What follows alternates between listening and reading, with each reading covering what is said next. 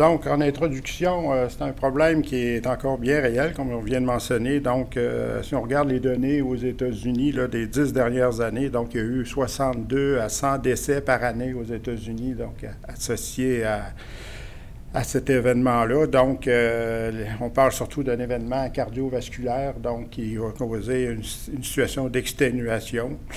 Donc, à ce niveau-là, les statistiques sont... sur ces 10 ans-là, ça peut varier encore une fois de 36 à 57 % des décès qui seraient associés à des coups de chaleur. Donc, au Québec, c'est moins précis un peu, mais on parle pour l'année 2019 d'à peu près 35 cas de lésions professionnelles acceptés et qui sont liés aux coups de chaleur. Donc, il faut dire que les climats entre le Québec et les États-Unis, certaines régions des États-Unis, sont pas mal différents. Donc, on a un bon exemple aujourd'hui. Donc, c'est pas tout à fait pareil. Donc, c'est clair que si vous faites des interventions à Miami ou vous faites des interventions à Montréal ou à Québec, en période hivernale, donc on n'est pas du tout dans la même situation, parce que si vous regardez les températures moyennes, là, selon les mois qu'on peut retrouver, donc à Miami et à Montréal, c'est ça. Donc au Québec, c'est surtout préoccupant pour la période estivale, ce genre de situation-là. Donc, les contraintes, on les connaît très bien, c'est documenté depuis plusieurs années, donc ça entrave effectivement l'efficacité de l'évaporation, qui est un des principaux mécanismes pour évaporer de la chaleur chez l'humain. Donc, pourquoi? Parce qu'effectivement, il y a une accumulation rapide de la chaleur et de l'humidité. Ce facteur-là est très important. Quand l'humidité est très élevée, c'est très difficile de procéder à l'évaporation de la chaleur. Donc, la transpiration devient à ce moment-là inefficace et les travailleurs ont tendance à avoir une déshydratation qui est accrue.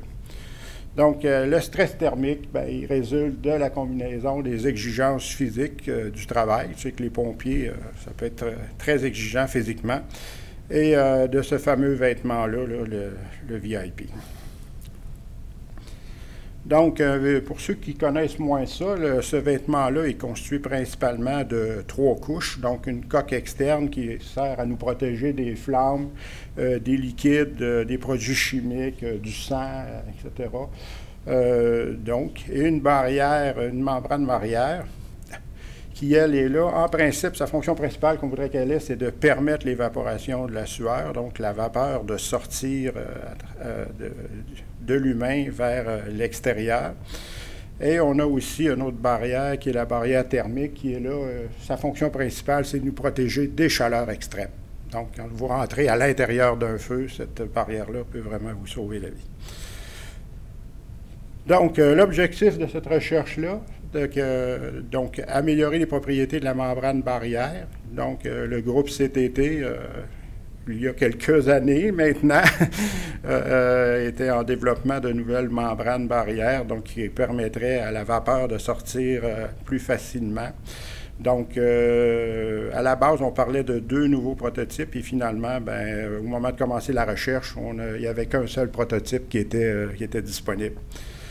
Et aussi, on parlait aussi d'un design plus ergonomique de la coque extérieure, parce que quand j'ai fait ces études-là, la première fois dans les années 2005, on avait fait beaucoup de commentaires justement sur la façon le design de la coque extérieure, donc les mouvements au niveau des épaules, les mouvements au niveau des genoux, au niveau des hanches, ça, qu'il y avait quelque chose à faire là, au niveau de la couturière là, pour essayer d'améliorer un peu le design. Donc, on s'est retrouvé avec un produit qui était disponible, donc qui semblait avoir une amélioration de ce côté-là. Et finalement, une autre compagnie aussi proposait un système d'aération, donc qui était à l'intérieur de la barrière thermique et qui devait, un peu comme le fait les pack-sacs, si vous avez déjà porté un pack-sac haut de gamme, donc à l'intérieur de l'armature, il y a certaines parties avec des alvéoles qui laissent passer l'air. Et donc, c'était ça l'idée derrière ce produit-là. Donc, 10 participants ont fait l'étude. On les a pris quand même assez jeunes, 22 à 28 ans. La plupart, c'était tous des gens qui étudiaient en kinésiologie à l'UQAM. Ils étaient pratiquement tous en bonne santé. Donc, vous pouvez voir au niveau de la VO2, ça varie pratiquement de 35 jusqu'à 58 millilitres par kilogramme de poids. Donc, pourquoi prendre des gens en forme? Bien, c'est pour s'assurer. Le but de cette étude-là, c'est de comparer les vêtements entre eux, les conditions expérimentales, Donc, si on prend des gens qui ne sont pas en forme, les chances que le test dure 45 minutes deviennent très, très, très, très limitées dans ce genre d'évaluation-là.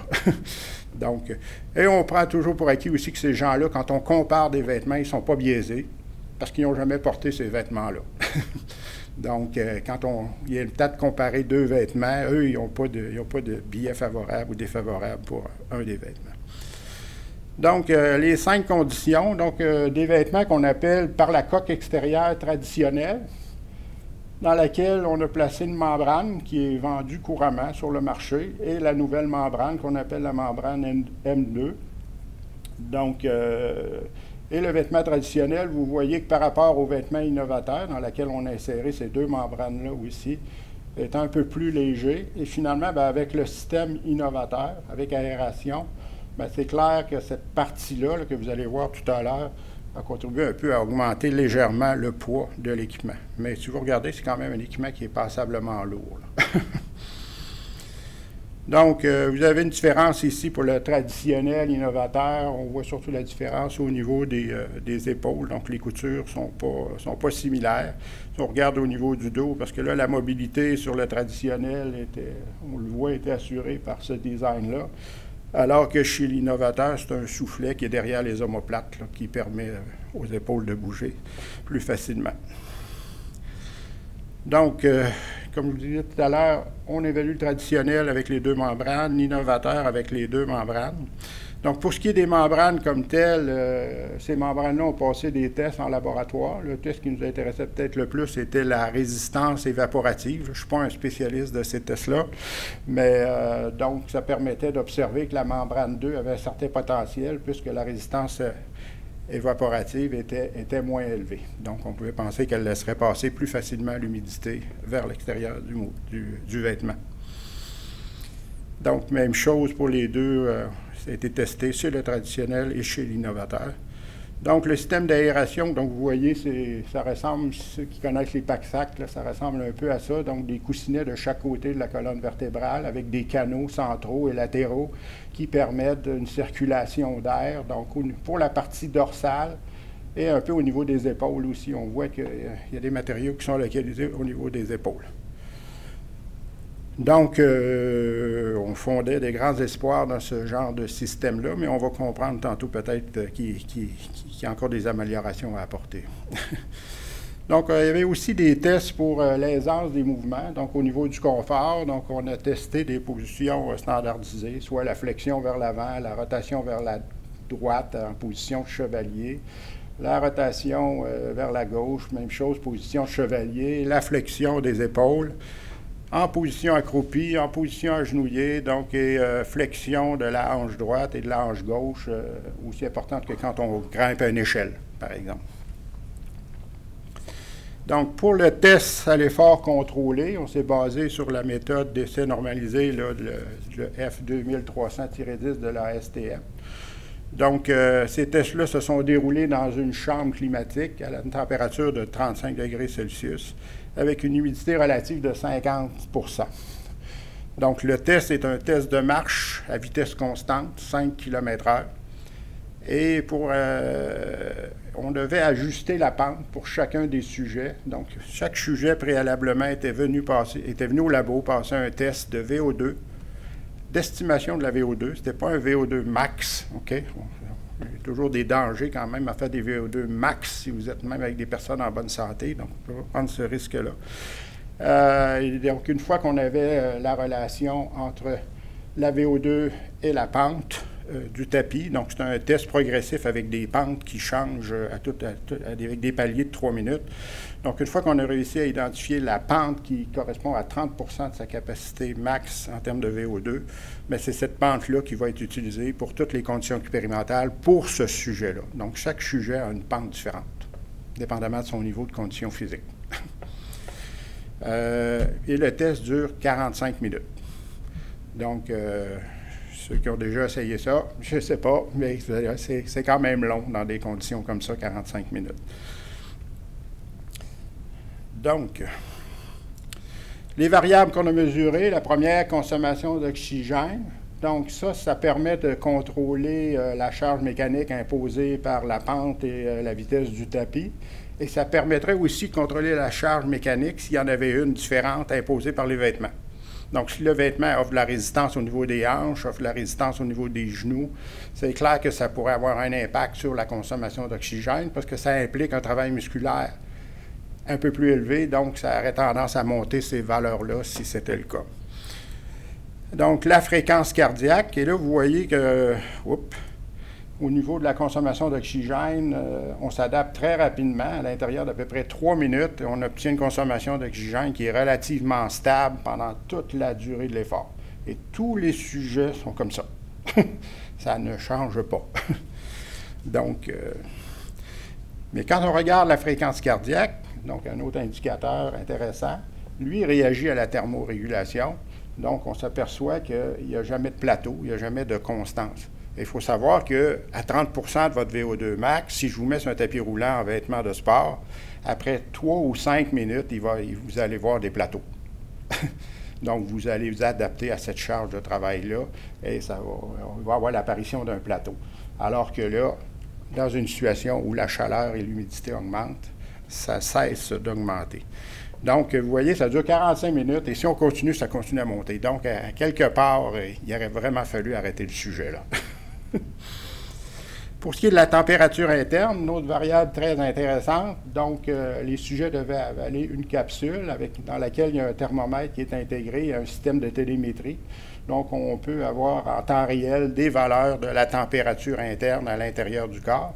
Et vous voyez qu'au niveau de cette variable-là, les sujets se comportent sensiblement de la même façon qu'on a. Ça, c'est un essai brut d'un sujet. Donc, il y a une espèce de plateau au début qui dure à peu près 15 minutes. Et quand la température interne commence à monter, bien là, c'est progressif, ça n'arrête jamais. Autre mesure intéressante qui ne fait pas partie de l'ASTM, donc des petits appareils qui permettent de mesurer la température et l'humidité à l'intérieur des vêtements. Donc, on place ça sous l'aisselle, dans la couche interne, OK? Et dans la couche, juste avant la dernière couche, donc quand la membrane barrière puis la coque externe, on vient aussi placer un de ces capteurs-là pour voir la chaleur et l'humidité. OK? Donc, vous avez ici des exemples de données brutes de ces mesures-là. Donc, à gauche, vous avez la température. Donc, si vous regardez en orange, là, c'est la température à l'intérieur du vêtement, donc la partie la plus proche du corps. Donc, vous voyez, quand je vous disais tout à l'heure qu'on approche les 37 degrés Celsius, donc il fait vraiment très, très chaud dans ce genre de vêtements-là. Et pour la partie extérieure, ça monte progressivement, mais on n'atteint pas des valeurs aussi élevées. Donc, et si on regarde au niveau de l'humidité relative, donc ça monte pour atteindre une espèce de plafond après 10 à 15 minutes. Donc, pour la partie intérieure, vous voyez que 85 d'humidité relative. Il y a des sujets qui se rendent même jusqu'à 90 d'humidité relative. Et pour la couche externe, bien, ça monte au début et ça se normalise par la suite. Donc, déjà là, on pourrait dire, est-ce qu'il y a vraiment un passage entre la couche externe et la couche interne? Mais si on regarde les écarts, ça n'a pas l'air à passer trop. On ne peut pas affirmer qu'il y aurait un passage réel là, à ce moment-là. Donc, aussi une appréciation psychophysique de l'effort pendant ce test-là, là, selon une échelle de Borg de 6-20. Donc, les sujets devaient nous faire des signes pour indiquer le premier chiffre et le deuxième chiffre à différentes périodes, donc à peu près aux 5 minutes au début du test, et après ça, là, à une période beaucoup plus rapprochée vers la fin du test. On a aussi mesuré la perte hydrique. Donc, on mesurait le poids de la personne avant le test et le poids de la personne après le test. Ensuite, on lui laissait ses sous-vêtements. Mais il était vraiment tout mouillé. Donc, au niveau statistique, on a fait des ANOVA, mesures répétées, 2 facteurs, donc où on considérait la période et le vêtement. On a aussi fait des tests de type, des échantillons appariés selon les combinaisons. Donc, comme on a eu bien de la difficulté à avoir des effets significatifs avec nos ANOVA, donc il a fallu pairer les conditions pour se retrouver avec un peu plus de résultats significatifs. Et voilà. Donc, c'est pour ça que quand on fait nos tests d'été, il y a un test qui va comparer le traditionnel, la coque extérieure, avec l'innovateur. Donc, il y a des tests qui vont comparer seulement les membranes, donc la membrane commerciale, puis la nouvelle membrane, et le système d'aération, sans système d'aération, et avec système d'aération. C'est là qu'on a obtenu quelques résultats significatifs. Donc, pour ce qui est des tests, l'appréciation des mouvements, ça n'a pas été très fameux. Donc, tout ce que ça veut dire, c'est qu'on parle de la coque extérieure, du design de la coque extérieure.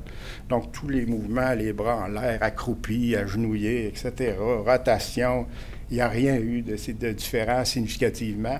Les seules différences que l'on a eues, c'est pour le test de flexion vers l'avant, flexion du tronc vers l'avant, où il y avait un inconfort avec l'innovateur au niveau du cou.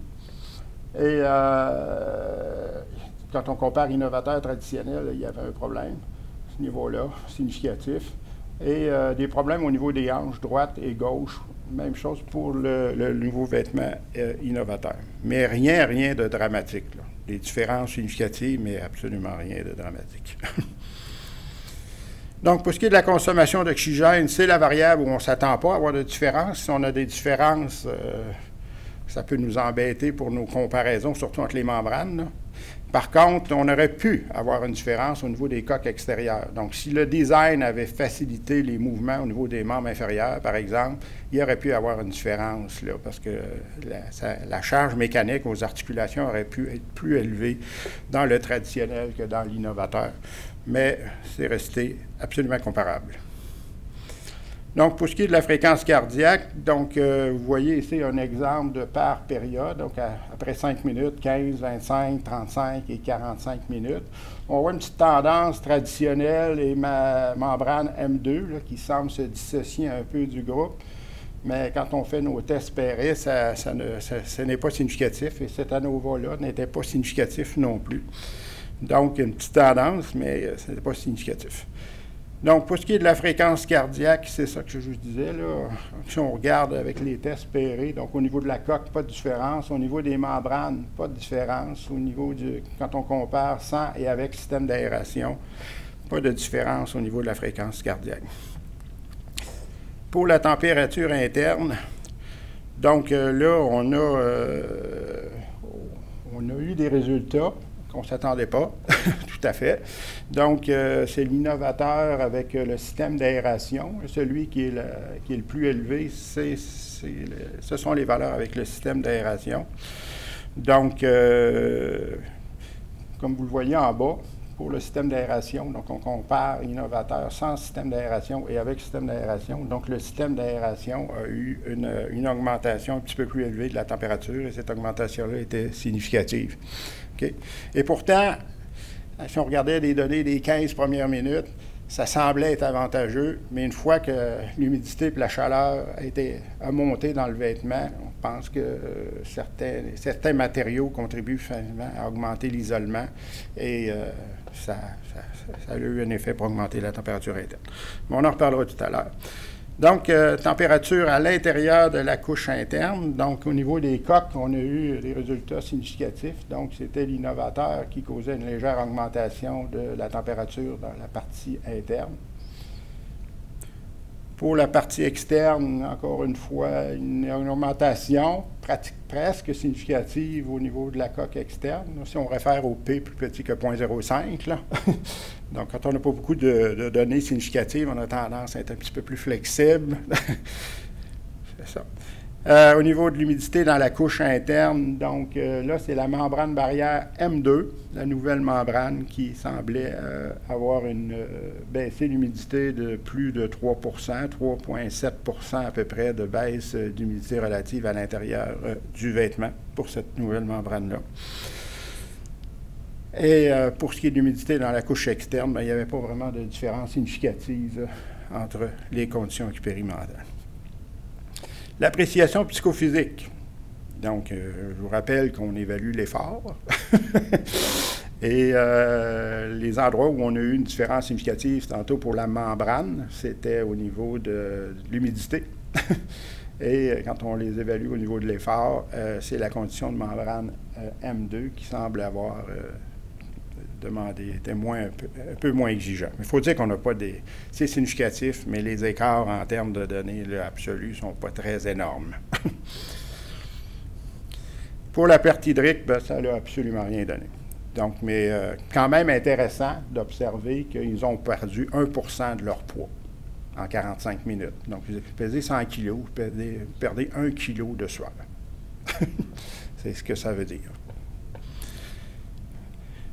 Donc, si on fait une synthèse des résultats importants, malgré qu'il n'y en a pas beaucoup, donc la température dans la couche interne, donc le système innovateur a causé une augmentation de la température dans la couche interne. Pour la couche externe, c'est la même chose. Encore, l'innovateur semble avoir causé. Il faut savoir qu'il est un petit peu plus lourd. Au niveau design, semble avoir causé un effet à ce niveau-là. Donc, l'appréciation psychophysique, ben, c'est la membrane M2 qui semble être la plus performante. Donc, cette nouvelle membrane-là, avec un nouveau traitement. Et pour l'humidité relative dans la couche interne, donc, c'est la même chose. C'est la membrane M2 qui semble être plus performante à ce niveau-là. Donc, pour ce qui est de la température interne, ça serait la condition avec le système d'aération qui causerait la plus grande augmentation de la température. Et voilà. Donc, ce n'est pas vraiment ce qui était attendu au niveau de ce système-là. Mais le test dure 45 minutes et on va peut-être apporter certaines explications tout à l'heure pourquoi on a obtenu des résultats comme ça. Donc, conclusion, c'est que l'idée, c'est qu'on développe un système qui permet à 30 de votre capacité max d'atteindre des plateaux, que la fréquence cardiaque se stabilise. Ça serait merveilleux. Mais tout ce qu'on peut espérer, c'est une baisse, je pense, parce que se stabiliser, c'est beaucoup trop de... avoir un objectif probablement trop élevé. Donc, pour l'instant, en tout cas, on n'est pas capable de contrer les processus de thermorégulation, donc sont trop forts dans un environnement comme ça. Donc, la fréquence cardiaque va monter continuellement et peut causer des risques, des problèmes d'infarctus à ce niveau-là. Donc, le développement des nouvelles membranes devrait permettre de réduire davantage l'impact négatif du microclimat. Moi, je pense qu'il est impératif de trouver un moyen de baisser le niveau d'humidité dans ces vêtements-là. Parce qu'à 85-90 d'humidité, là, tous les principes d'évaporation de la chaleur chez l'humain ne peuvent pas s'exécuter dans un environnement comme ça. Donc, ça va toujours demeurer problématique. Donc, on va toujours produire de la chaleur quand on fait un effort, mais de là à être emprisonné dans un environnement où l'humidité est très élevée, c'est quelque chose qu'il faut absolument... C'est le problème à laquelle je pense qu'il faut s'attaquer. Donc, et les mesures, on revient avec ça, c'est une conclusion qui avait déjà été apportée dans l'étude de 2015. On pense que les petits appareils qui permettent de mesurer la température dans la couche interne et dans les couches externes, là, pour un fabricant ou un concepteur, je pense que c'est le minimal, c'est le minimum qu'on doit faire comme test avant de proposer ça, un nouveau produit à des clients ou avant de même le faire évaluer par l'IRSST, parce que c'est vraiment pas dispendieux, ces produits-là, et c'est facile d'avoir accès à n'importe quel tapis roulant dans un centre de conditionnement physique. Donc, à partir du moment où ces indicateurs-là vont dire qu'on est rendu juste à 60 d'humidité dans la couche interne, bien là, il y a un gain évident qui va être fait à ce moment-là. Là. On ne sera pas dans des résultats de cette nature-là. Donc, un remerciement à l'IRSST et au groupe CTT pour la collaboration à la recherche.